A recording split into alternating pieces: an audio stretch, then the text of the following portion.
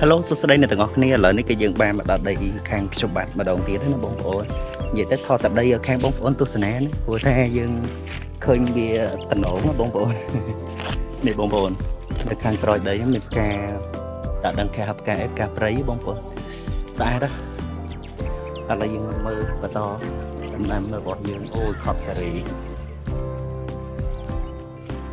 មានកទួតមានកបែកមានជាមួយនឹងដើមបឺក៏ល្អដែរបងប្អូន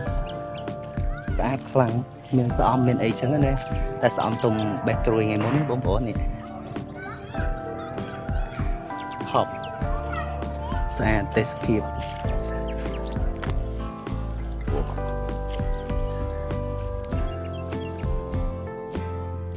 ចំពូស្អាតខ្លាំងតែ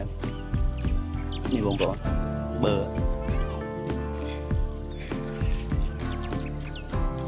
បរិយាកាសក៏អំណោយផលល្អទៀតវ៉ាថ្ងៃនេះមកស្រោចទឹកឲ្យដំណាំមកបងប្អូន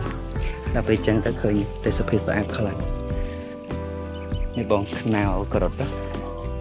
ចិត្តបានផលហើយបាយបាយ